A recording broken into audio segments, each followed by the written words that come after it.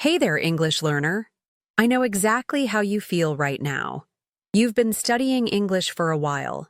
You understand most of what you hear, but when it comes to speaking, something feels off. You sound like you're reading from a textbook, right? You use phrases like, "How do you do?" instead of "What's up?" Or "I am fine, thank you," instead of "I'm good." Trust me, I get it.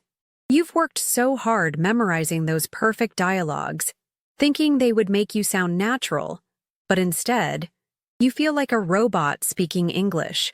The frustration is real, and you're not alone in this struggle. Here's the thing. You don't need to memorize more textbook phrases. What you need is to discover the real English that native speakers actually use every single day. The casual, natural expressions that will make people think, wow, this person really speaks English.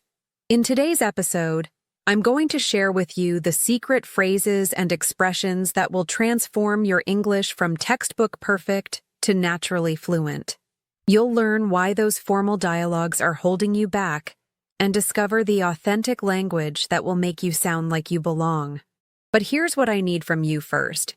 If this resonates with you, if you've ever felt stuck between knowing English and actually sounding natural, hit that like button right now. It tells me you're ready to level up your English game. And if you want more real English tips like this, subscribe to our channel because we're building a community of learners who refuse to sound like textbooks. Ready to sound naturally confident in English? Let's dive in. You know what happened to me last week?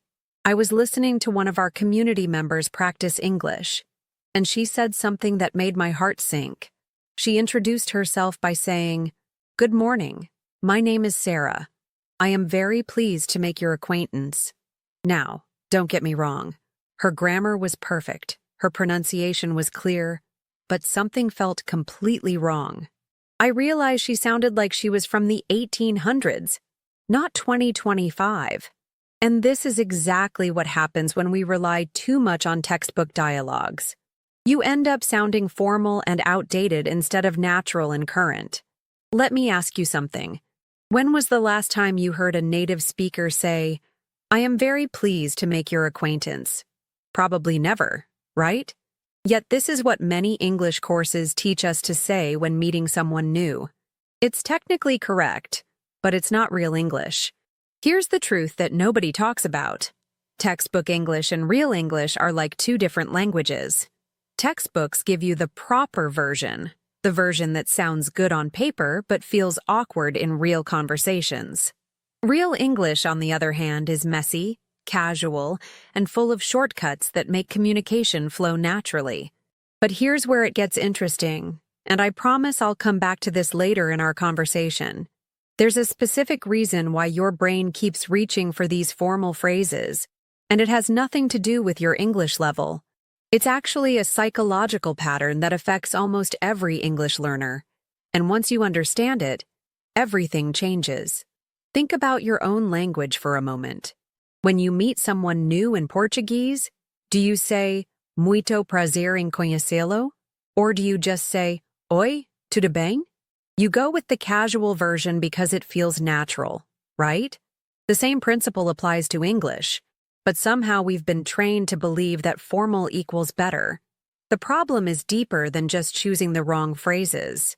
When you use textbook language, you create distance between yourself and native speakers. They immediately recognize that you're using learner English and unconsciously adjust their language to match yours. This means you end up in a bubble of simplified English instead of experiencing real conversations. I remember talking to David, one of our community members from Brazil. He told me he was frustrated because Americans would always speak slowly to him and use simple words, even though his English was quite advanced. The reason? He was using phrases like, "Could you please tell me where the restroom is located?" instead of simply asking, "Where's the bathroom?" This formal language acts like a signal that says, "I'm still learning, even when you're not." It's like wearing a sign that says, "Please speak to me like I'm a beginner." And I know this hits close to home because you've probably experienced this too. But here's what I want you to understand. And this is crucial. This isn't your fault. The education system has taught us that proper equals better, that formal equals more polite, that textbook phrases equal correct English. But in real life, using overly formal language can actually make you seem less confident, not more. Native speakers use contractions all the time. They say, I'm gonna, instead of, I am going to. They say, wanna grab coffee, instead of, would you like to have coffee with me? They say, no worries, instead of, you are very welcome. It was my pleasure to help you. And here's something that might surprise you. When native speakers hear you using overly formal language, they don't think, wow, this person speaks excellent English. They think, this person learned English from a book. There's a big difference between these two reactions. The question is, how do you make the switch? How do you go from textbook English to natural English without losing your confidence or making mistakes? And more importantly, how do you do this without feeling like you're being disrespectful or too casual? This is where most English learners get stuck, and I totally understand why. You've invested so much time learning these correct phrases that switching to casual language feels wrong, almost like you're taking a step backward. But I'm going to show you something that will completely change your perspective on this. Let me paint you a picture of what this looks like in real life. Imagine you're at a coffee shop in New York. You walk up to the counter, and what do you say? If you're using textbook English, you might say something like, "Good morning. I would like to order a medium coffee with milk, please." Now, there's nothing wrong with this sentence, but listen to what the person next to you says. "Hey, can I get a medium coffee with some milk?" Do you hear the difference? Same message, completely different energy. The textbook version makes you sound like you're ordering from a robot. The natural version makes you sound like you belong there. And here's the thing. The barista will respond to you differently based on which version you use. When you use the formal version, you might get a polite, "Certainly, that will be $4.50. But when you use the natural version, you're more likely to get, "Sure thing. Want room for cream? Or should I add it for you?" See how the conversation becomes more engaging? Let me give you another example that probably happens to you all the time. You're at work and someone asks you to help them with something. The textbook response would be, "Yes, I would be happy to assist you with that task." But what native speakers actually say is, "Yeah, sure, no problem," or, "Of course, I'd be glad to help." Here's what's fascinating, and this connects to that psychological pattern I mentioned earlier.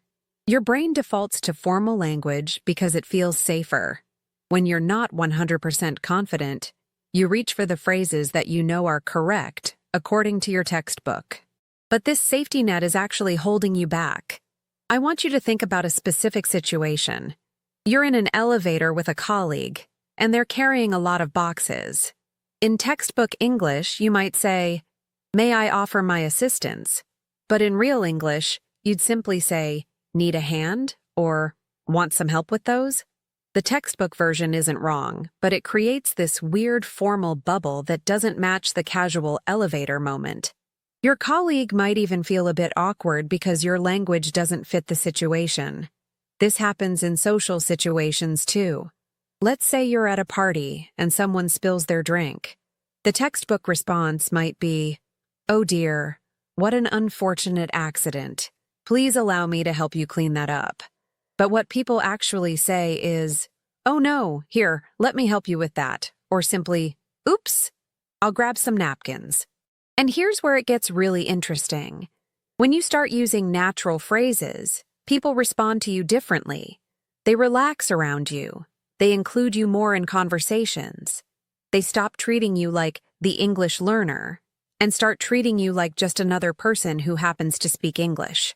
I remember Maria from our community telling me about her breakthrough moment. She was at a barbecue with American friends, and someone asked her how she liked the food.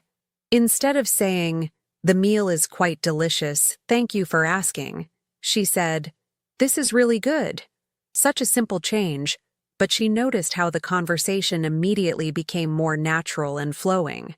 But here's what I really want you to understand. This isn't just about individual phrases. It's about the rhythm and flow of real conversation. Natural English has a certain musicality to it. It uses contractions, it drops unnecessary words, and it matches the energy of the situation. For instance, when someone asks, "How was your weekend?"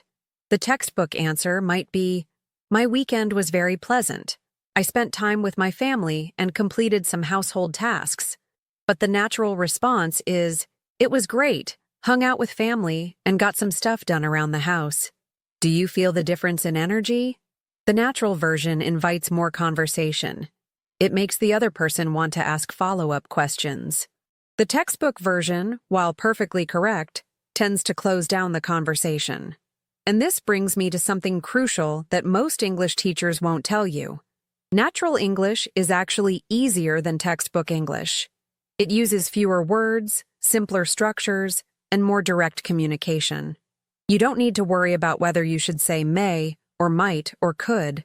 You just say can.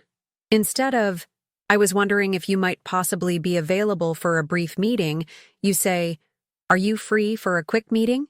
Same message, half the words, twice the impact. But I know what you're thinking right now. You're probably wondering, "But isn't this too casual? Won't people think I'm being rude or unprofessional?" And this is exactly the mindset shift that will transform your English completely.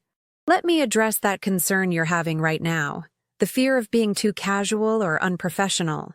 This is the biggest mental block that keeps English learners stuck in textbook mode, and I completely understand why you feel this way.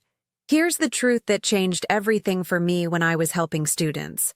Appropriateness isn't about formal versus casual. It's about matching the energy of the situation and the people you're talking to. A successful native English speaker doesn't use the same language with their boss as they do with their friends, but they also don't sound like a textbook in either situation. Let me give you a perfect example. In a professional setting, instead of saying, "I would like to schedule a meeting to discuss the quarterly reports," a native speaker might say, "Let's set up a meeting to go over the quarterly reports." It's still professional, but it's natural professional English, not textbook professional English. The secret is that natural English actually shows more confidence and competence than overly formal English.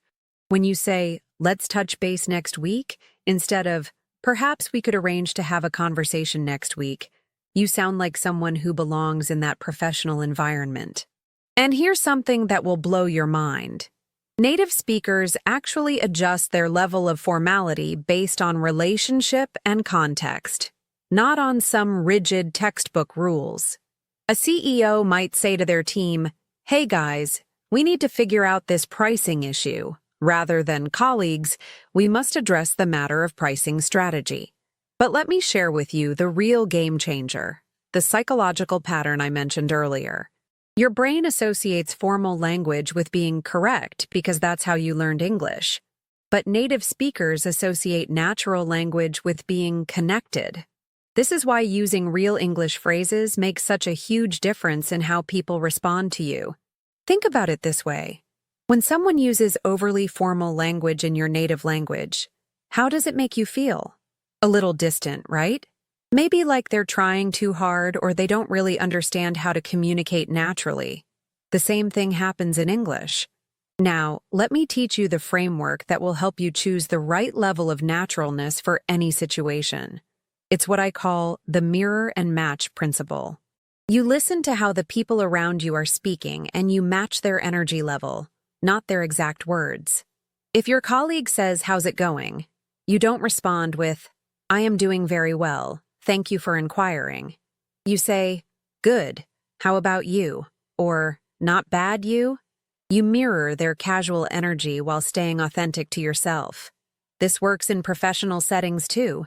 If someone in a meeting says, "What do you think about this approach?" you don't need to say, "In my professional opinion, I believe this methodology has merit." You can simply say, "I think it could work," or, "Yeah, I like this direction." Here's where most English learners make their biggest mistake. They think they need to choose between being grammatically perfect and being naturally fluent. But the reality is that natural English is grammatically correct. It's just grammatically correct in the way that real people actually speak. For example, gonna isn't slang. It's a standard contraction that appears in professional presentations, business emails, and academic discussions. When a professor says, "We're going to look at 3 main theories today," they're using perfectly acceptable English for their context. The difference between textbook English and real English isn't about right versus wrong. It's about natural versus unnatural. And unnatural English, even when grammatically perfect, actually makes communication less effective. Let me give you a practical framework you can use starting today. Instead of memorizing new formal phrases, start collecting natural alternatives to the textbook phrases you already know. Replace "How do you do?" with "How's it going?"